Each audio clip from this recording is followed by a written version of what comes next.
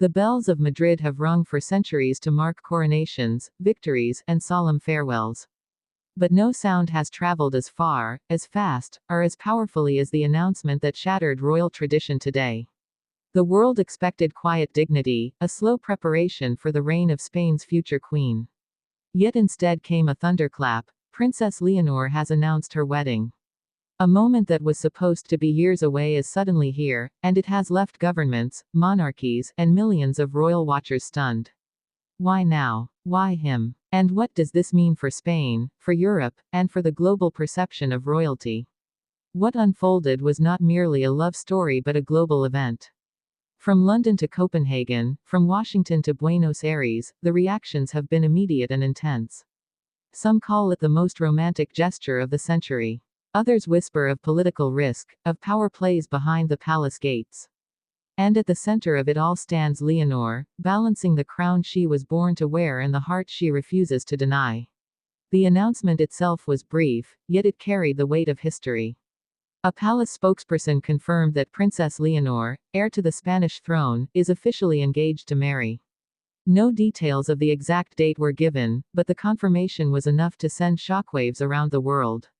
Reporters scrambled, rival royal houses responded, and in living rooms across Europe, families leaned closer to their televisions.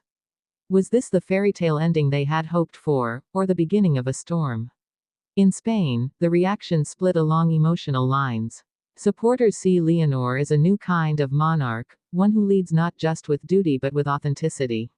Young Spaniards, many of whom had grown distant from the monarchy, found themselves unexpectedly moved.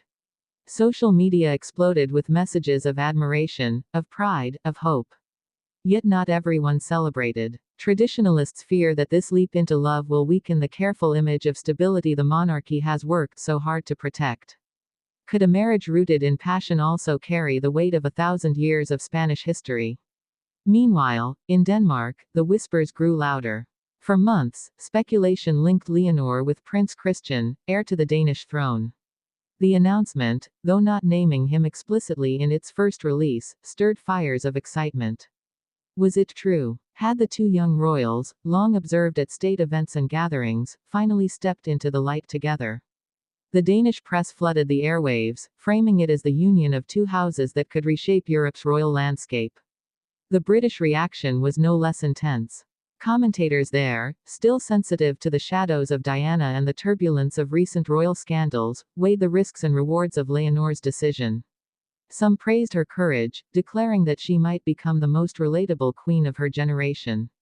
Others warned that too much openness, too much romanticism, could erode the formality that monarchy requires to survive. The question lingered: was this an echo of history repeating, or history rewriting itself? In the United States, where royalty is often seen as glamorous spectacle, the announcement became headline news within minutes. Major networks interrupted programming to broadcast the breaking story. The framing was dramatic: the world's youngest future queen choosing love boldly, defiantly, unapologetically. American audiences, fascinated by both the fairy tale and the politics, leaned into every detail. Could Leonor's wedding draw global attention on the scale of William and Kate, or even Harry and Meghan? But beneath the headlines lies a deeper, quieter truth: the personal heart of the young princess. For years, Leonor has carried the burden of expectation. Trained in military academies, instructed in diplomacy, she has lived her life as preparation for a crown. Yet today's announcement proves that even within the weight of history, the voice of the heart can still rise. And that is what makes the story so compelling: the blend of duty and desire, of tradition and transformation. Still, questions remain unanswered. Who will stand beside her at the altar? What compromises will be made between love and politics? And perhaps most importantly, will this union strengthen the Spanish monarchy, or test it in ways unseen? To understand the magnitude, we must look to history. Royal marriages have always carried dual meanings: personal unions and political contracts. Isabella and Ferdinand united kingdoms. Victoria and Albert set a model of dynastic strength.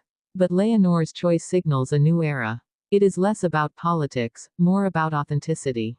Yet in a time when monarchies face scrutiny, can authenticity alone secure their survival? As the hours pass, global reactions only intensify.